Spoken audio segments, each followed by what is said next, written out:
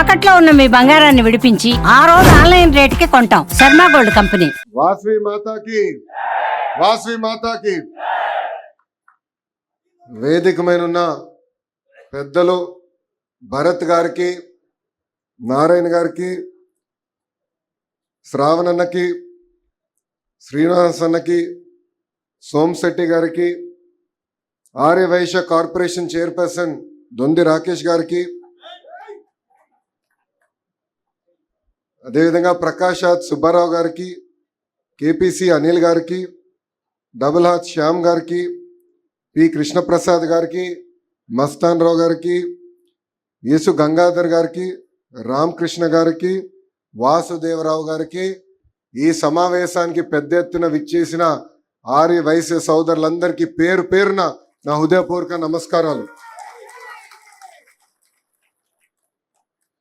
మహాత్మా గాంధీ గారు దేశానికి స్వాతంత్రం సాధిస్తే పొట్టి శ్రీరాములు గారు తెలుగు జాతి కోసం గుర్తింపు సాధించిన వ్యక్తి.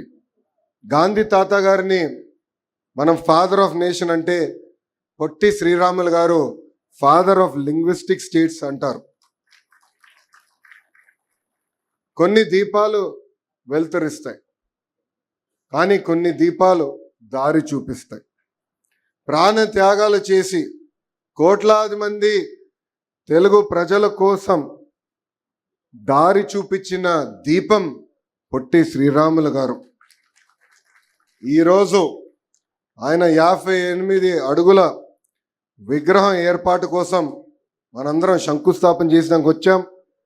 విగ్రహంతో పాటు auditorium, memorial, museum, mini theatre, 6.8 ఎకరాల్లో మన అమరావతి ప్రజా రాజధానిలో ఏర్పాటు చేసుకునే దానికి మనందరం ఇక్కడ విచ్చేసాం.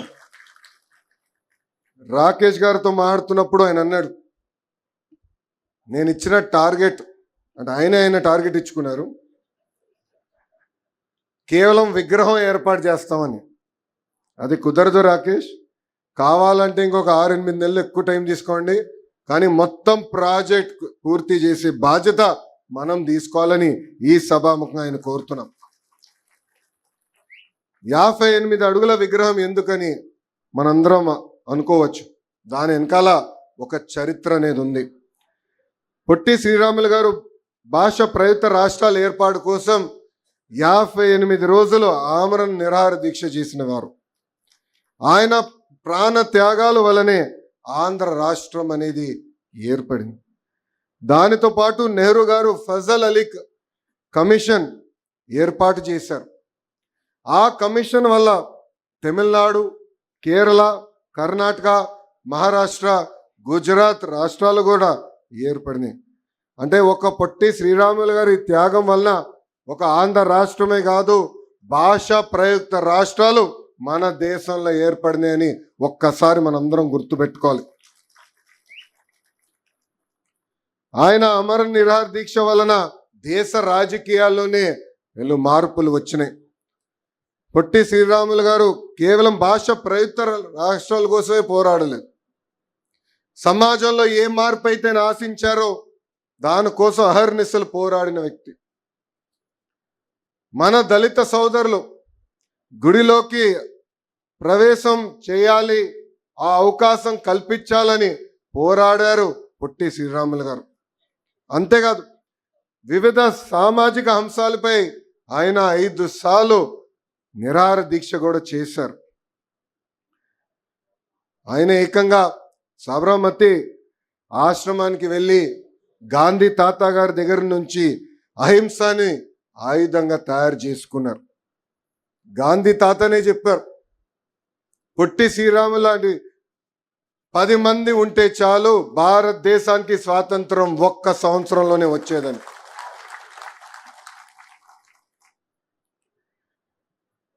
నాలాంటి చాలా మంది అంటే మా జనరేషన్లో చాలా మంది వారు పొట్టి శ్రీరాములు గారి గురించి మేము మా టెక్స్ట్ బుక్స్లో చదువుకుంటాం, ఏదో ఎగ్జామ్స్లో మార్కులు రావాలని చదువుకుంటాం.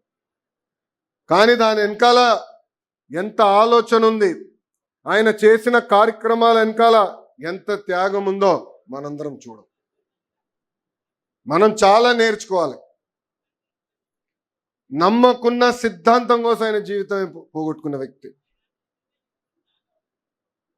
ఈరోజు ఒక మార్కు తక్కువ వస్తే ఆత్మహత్యలు చేసుకునే రోజులు,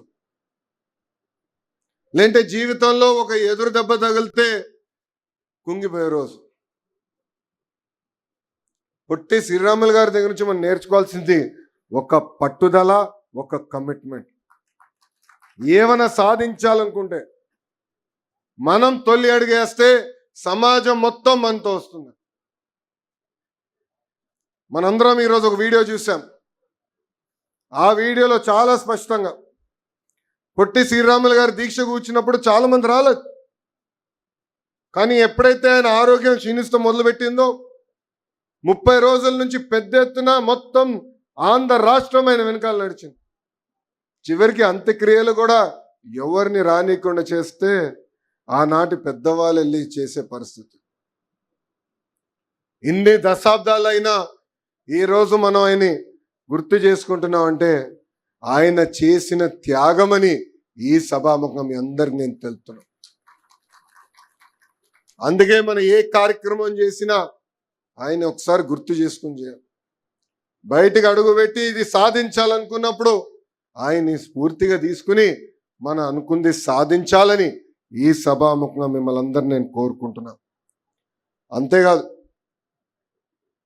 పొట్టి శ్రీరాములు గారి గురించి మాట్లాడినప్పుడు ఆర్య వైశ్య సామాజిక వర్గానికి చెందిన ఒక గొప్ప వ్యక్తి కూడా నాకు గుర్తొస్తాం.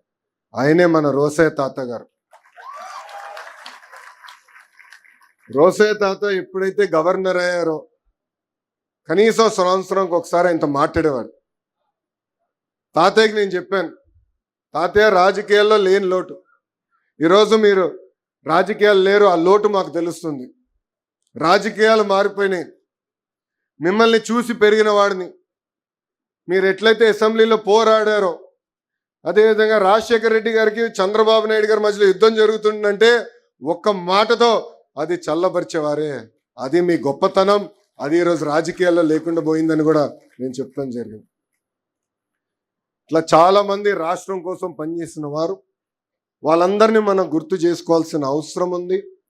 ఈరోజు ఈ స్మృతి వనం ద్వారా మనం కేవలం వీడియోస్, ఫొటోసే కాకుండా ఒక చైర్ కూడా ఏర్పాటు చేసి పొట్టి శ్రీరాములు గారు సమాజానికి ఎలా పనిచేశారు దానిపైన పెద్ద ఎత్తున రీసెర్చ్ కూడా చేయాల్సిన అవసరం ఉంది. దానికి వేదికమైన పెద్దల సహకారం కూడా నేను కోరుతున్నా. ఎందుకంటే మనం ఈరోజు వీడియో చూసాం, దాంట్లో పెద్ద ఫోటోలు లేవు. రాకేష్ గారు తెలుగుదేశం పార్టీ ప్రోడక్ట్ కనుక ఏఐ బాగా వాడేశాడు ఈరోజు వీడియోలో. అవన్నీ ఫోటోలు బయటికి తీసుకురాలి, ఆర్కైవ్స్ నుంచి వీడియోస్ తీసుకురాలి, లైబ్రరీస్ నుంచి ఆ పుస్తకాలు తీసుకొచ్చి ఇక్కడ కాపాడుకోవాల్సిన బాధ్యత మన ఉంది. స్మృతివనం కడతమే కాదు, ఒక రీసెర్చ్ చైర్ అనేది ఏర్పాటు చేసి ఆయన చరిత్ర పైన రీసెర్చ్ కూడా చేయించాల్సిన బాధ్యత మనందరిపైన ఉందని ఈ సభాముఖంగా తెలుపుకుంటూ, ఆర్యవైశ్య సోదరులు నిన్న పాదయాత్రలో అనేక సార్లు కలిసినప్పుడు వాళ్ళందరూ కోరారు, అమరావతిలో పొట్టి శ్రీరాములు గారి విగ్రహం ఏర్పాటు చేయండి అని. ఆనాడు నన్ను అడిగితే పాదయాత్రలోనే హామీ ఇచ్చాను, మళ్ళీ వచ్చేది ప్రజా ప్రభుత్వమే, పొట్టి శ్రీరాములు గారి విగ్రహం అమరావతిలో ఏర్పాటు చేస్తామని. ఇది కమిట్మెంట్ మాత్రమే కాదు, ఇది నాకు ఒక ఎమోషన్, చేయాలని ఒక తపన. ఎందుకంటే మిమ్మల్ని అందరినీ కలిసిన తర్వాతనే, పాదయాత్రలోనే కలిసిన తర్వాతనే ఆయన గురించి ఇంకా నేను చదువుతాం జరిగింది. అందుకే ఒక ఎమోషన్తో ఈరోజు మేము అందరం పనిచేస్తున్నాం. అన్ని రకాలుగా సంఘానికి మేము సహకరిస్తాం, ట్రస్ట్కి మేము నిలబడతాం. కలిసికట్టుగా ముందరికెళ్ళి ఎవ్వరు ఊహించిన విధంగా ఒక అద్భుతమైన స్మృతివనం మనం ఏర్పాటు చేయాలని ఈ సభాముఖంగా అందరు కోరుకుంటూ, నాకు ఇంత అద్భుతమైన అవకాశం ఇచ్చిన ఆర్యవైశ్య సోదరులందరికీ పేరు పేరున నా హృదయపూర్వక ధన్యవాదాలు తెలుపుకుంటూ మీ అందరి దగ్గర నుంచి సెలవు తీసుకుంటున్నాం. అమర్ రహే పొట్టి శ్రీరాములు గారు, అమర్ రహే పొట్టి శ్రీరాములు గారు. జై హింద్, జై హింద్.